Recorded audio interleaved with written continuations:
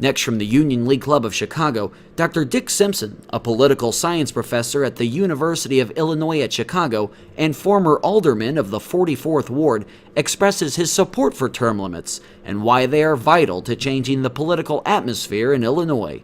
This runs about 20 minutes. Seems like there are a lot of people opposed to term limits. I'm in favor of term limits.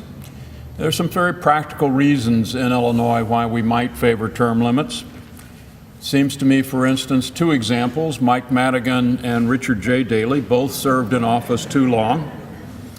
Today, Mike Madigan rules the House, and maybe some say the state, with an iron fist. With the absolute power, he dishes out patronage jobs. He has absolute power over what passes and what doesn't pass in the state legislature. When I served under Mayor Richard J. Daley, who was mayor for more than 20 years, and I led the opposition bloc, Daley was the boss of Chicago, and what I noticed was he became ever more tyrannical the longer he was in office.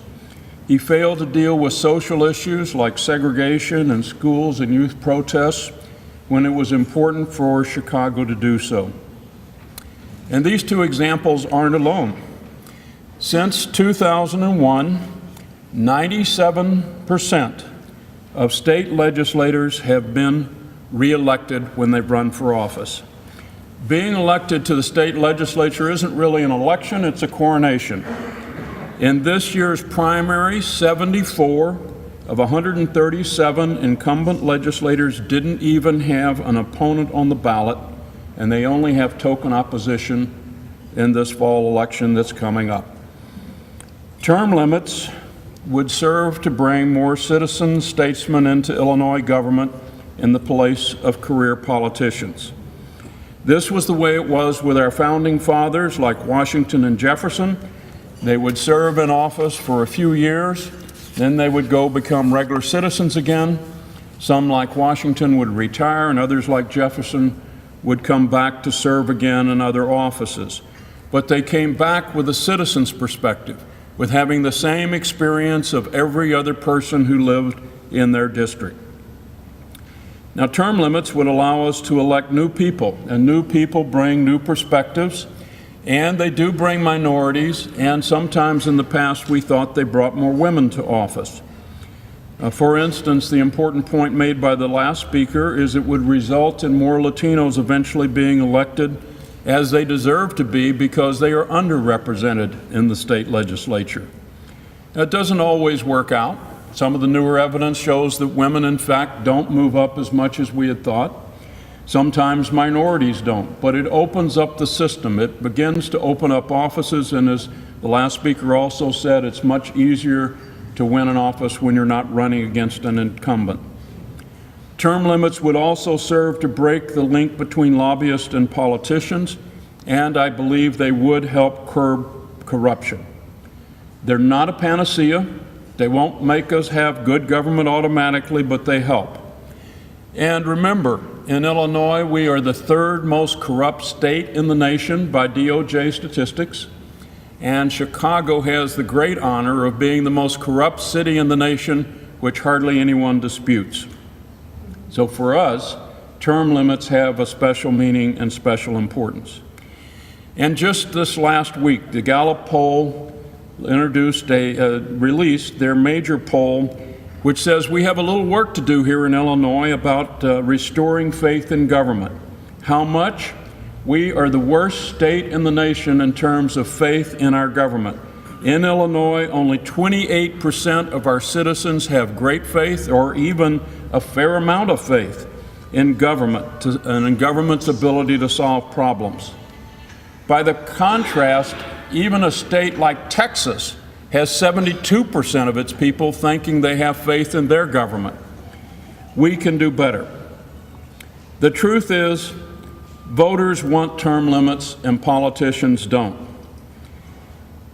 As you will hear in the poll that's going to be released and discussed right after me, at least 60% of the voters not only want term limits, but want them strongly and are going to vote for them if they're on the ballot. And this goes across Democrats, Republicans, and independents. All of them strongly support term limits.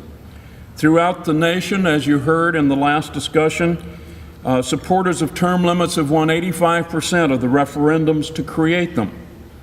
Nearly half of the states at one time or another, and hundreds of towns and cities, including major cities like New York, have term limits. Very short in Illinois, we're behind the curve on this particular issue. Now, people in office too long, not just the Madigans and the Daleys, lose touch with what it's like to be an average citizen. They no longer share the views of citizens that they are supposed to represent. When you're said, Senator so-and-so and Senator so-and-so and please, sir, and honorable, and all that stuff, you begin after a while to let it go to your head if all you ever do is serve in public office. Now, if the constitutional amendment to limit terms in our state legislature gets to the ballot, it's very clear it will pass. And it's also very clear there will be an enormous effort to try and keep it off the ballot by Mike Madigan and others in Springfield. What it would do if it passes is limit the terms in our state legislature to a total of 8 years beginning in 2015. And just yesterday, we found out again that there is no hope that our state legislature will pass any form of term limits. Yesterday, they killed a bill in the Senate that would have created a 10-year term limit in the state of Illinois. So if you think there's a better form of term limits, 12 years, 10 years, lifetime, not lifetime, whatever you might favor, you can be sure that the Illinois state legislature will never in your lifetime pass a limit on term limits. So we are left with a voter alternative. Now, it's very important not to claim too much for term limits.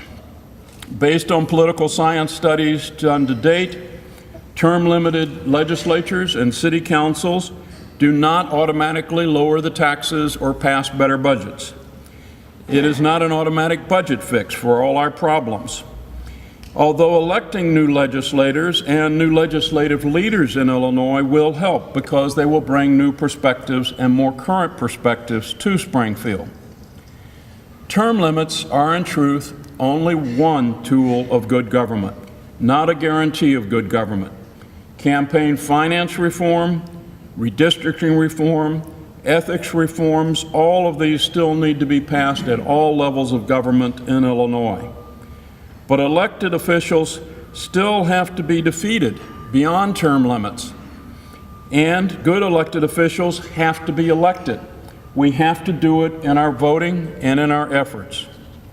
So I've said, term limits are not a panacea. They will not change us overnight from being one of the most corrupt to one of the good government states in the nation. But they are an important step.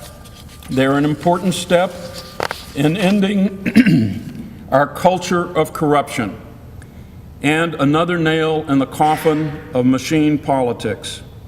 With term limits, we will never again have a Madigan machine ruling Springfield and running the state.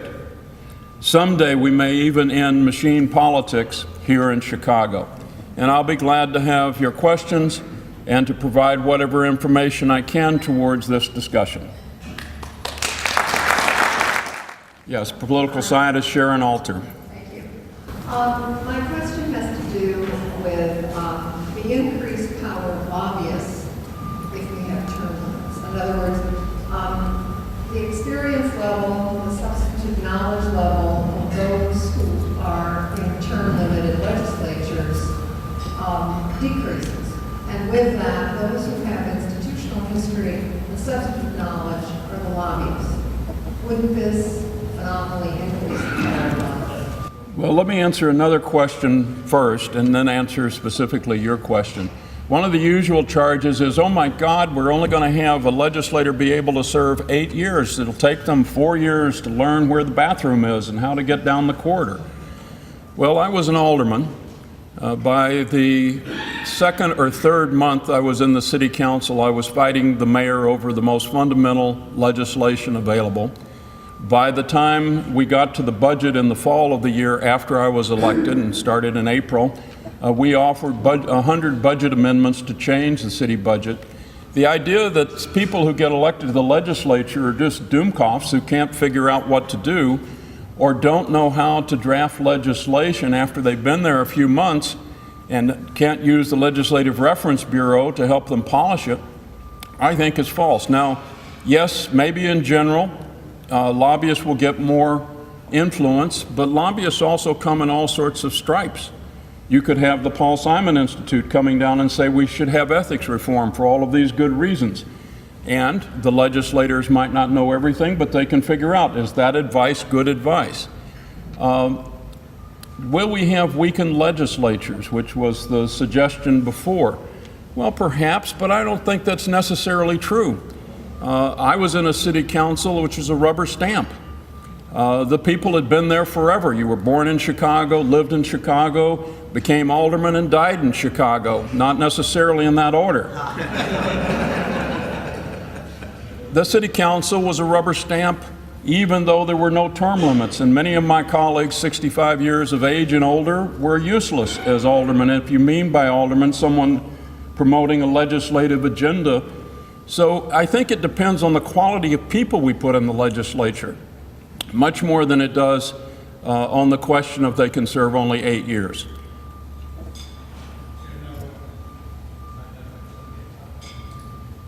Jim Baker, going back to the pre-existing Constitution, when we had the old 3-member House system, what is your opinion on that as to getting worse or better? Well, there's no doubt in my mind anyway, and I think in most observers, that when we had the opportunity to bullet vote, and in which you could essentially have proportional representation so that every district had one member of the minority party elected. From Chicago, you can remember the people like Art Telser, people all across the city who were Republicans winning in Democratic districts, who were the moderates who allowed you to pass good legislation. And the same thing happened in the reverse in downstate, where you could elect Democrats to the state legislature from purely Republican districts. I thought that system was better. However, it turns out that's not on the ballot this time, so that's not a choice we have.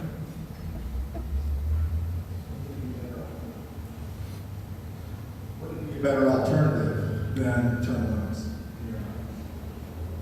I don't see them as mutually exclusive. You could have both. Perhaps particularly under this new system, because you'd be creating districts with 3 representatives for each senator under the proposed particular referendum that's on the ballot. But it's a separate issue as to whether we're going to go back to allowing bullet voting. Hi, Alan Ellis. You mentioned about new well-qualified candidates, and my concern is if you have term limits plus the high cost today of running for office, won't you be discouraging well-qualified candidates from running? I don't think so.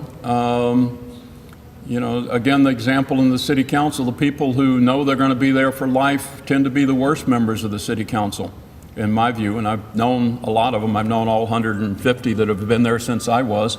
The longtime career politicians who worked their way up through the political party and now deserve, because it's their turn now, to serve, are not good results. Some of the citizen folks like me, I served 2 terms and then voluntarily stepped down, I think are the better members of the city council. Thank you. Professor Simpson, a question about, I think I may have detected a little bit of intellectual conflict in your argument this morning, because I think I just heard you say that the quality of our legislature depends upon the quality of the people we elect to serve there. Correct. Which is certainly true.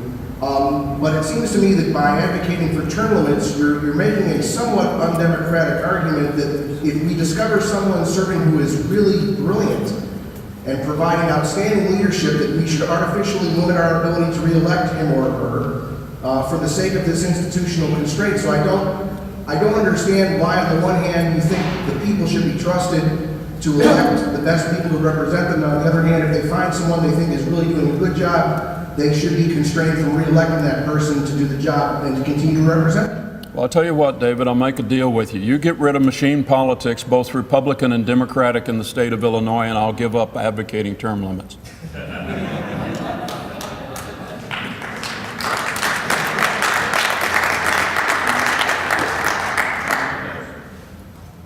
Cynthia Shilsky. You pointed out that the problem with term limits is these really long-term people who stay in office. Has there ever been a consideration, I know when we talk about term limits, it seems to have been 6 years, 8 years, 12 years.